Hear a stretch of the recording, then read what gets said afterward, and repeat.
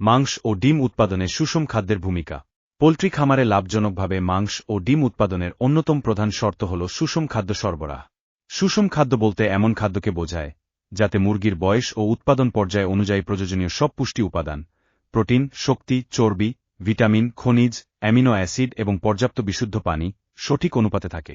Broiler মুরগির ক্ষেত্রে সুষম খাদ্য দ্রুত বৃদ্ধি, উন্নত খাদ্য রূপান্তর দক্ষতা, ফখরো, অধিক মাংস উৎপাদন এবং কম সময়ে বাজারজাতকরণ নিশ্চিত করে। অন্যদিকে লেয়ার মুরগির ক্ষেত্রে এটি ডিম উৎপাদন বৃদ্ধি, ডিমের আকার ও ওজন উন্নত করা, খোসা শক্ত রাখা এবং দীর্ঘ সময় উৎপাদনক্ষমতা বজায় রাখতে গুরুত্বপূর্ণ ভূমিকা পালন করে। সুষম খাদ্য মুরগির রোগ প্রতিরোধ ক্ষমতা বাড়ায়, মৃত্যুহার কমায় এবং ওষুধের ব্যবহারও হ্রাস করতে সাহায্য করে। বিপরীতে অসম বা নিম্নমানের খাদ্য দিলে বৃদ্ধি ব্যাহত হয়, ডিম উৎপাদন কমে যায়, রোগের ঝুঁকি বাড়ে এবং খামারির আর্থিক ক্ষতি হয়। তাই নিরাপদ, স্বাস্থ্যসম্মত ও লাভজনক মাংস এবং ডিম উৎপাদনের জন্য প্রতিটি বয়সে উপযোগী মানসম্মত সুষম খাদ্য ব্যবহার করা অত্যন্ত গুরুত্বপূর্ণ।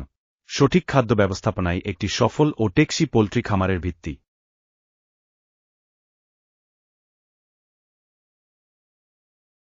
লেয়ার ও ব্রয়লার মুরগির সুষম খাদ্য বয়স অনুযায়ী ভিন্ন ভিন্ন নামে ও গুণগত মানের হয়ে থাকে। যেমন ব্রয়লার স্টার্টার 0-10 দিন, উচ্চ প্রোটিন 22-23%, সহজপাচ্য ক্রাম্বল। ব্রয়লার গ্রোয়ার 11-24 দিন, প্রোটিন 20-21%, দ্রুত বৃদ্ধি উপযোগী। ব্রয়লার ফিনিশার 25 দিন থেকে বিক্রি পর্যন্ত, প্রোটিন 18-19%, শক্তির মাত্রা বেশি। লেয়ার মুরগির সুষম স্টার্টার 0-6 সপ্তাহ, প্রোটিন 19-20%, গ্রোয়ার -1-7-12 সপ্তাহ, প্রোটিন 16-17%, গ্রোয়ার -2-13-18 সপ্তাহ, প্রোটিন 18 সপ্তাহের পর প্রিলে 16-17%।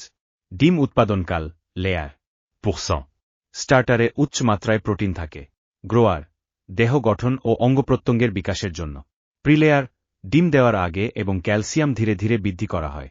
লেয়ার ফিড ডিম উৎপাদনকাল ক্যালসিয়াম অর্ধ 3-4 পুটকি 2%, প্রোটিন 16-18% দেয়া হয়।